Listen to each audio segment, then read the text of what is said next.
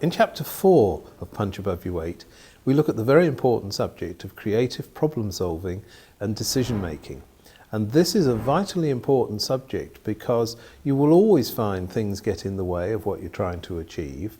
And an enormous part of problem solving ability is the ability to see the opportunity that every problem presents. Well, one of the problems is the word problem itself. If we can reframe that to be a challenge, it's a little bit more motivating, and even better, turn it into an opportunity, then we get the right frame of mind to move forwards. So this chapter deals with this subject with a number of very, very practical techniques. But one of the most important things to realize about problem solving is that our brain works better when we feel good. If we are anxious about a problem, effectively it tends to close down our creative ability, close down our thinking skills.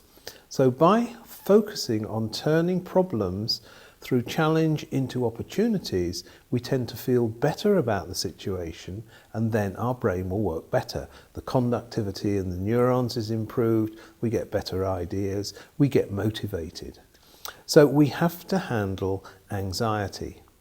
Some years ago, a psychiatrist looked at why people got a lot of anxious conditions and why they worried a lot, and he found actually that most of the things that people worried about never actually happened. They were more fictitious things that people were concerned with rather than reality. And there's a lovely saying from hundreds of years ago from Michel de Montaigne, "My life has been full of terrible misfortune, most of which never happened." And that's true for us. We often see terrible, terrible shark fins in the water of our life, but actually a lot of them go away.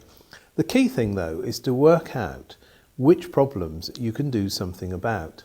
So I have a tool which is called the NPT matrix, and that's about firstly identifying all the issues that stand in the way, looking at those then that you've got no control over, those that you've got partial control over, and those that you've got total control over. And the secret is to first of all work on those that you can do something about. It's a very powerful technique, and I show you in this chapter just how to use it. So part of problem solving also is the idea of being creative with solutions. And one of the ideas I've used for years is called synvergent thinking. We look at all the possibilities without judging the validity of any of them, get a whole range of possibilities, and then focus down to the specific idea that we like. And I move on in the chapter to talk about very effective ways we have of making decisions by looking at the criteria, what's important, and so on and so forth. Above all, the problem-solving process is linked to creativity.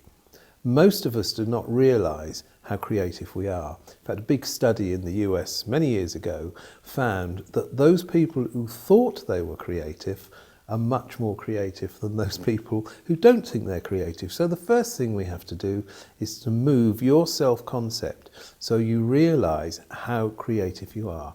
And we do that in this chapter. A very important chapter, and one I know you're going to enjoy.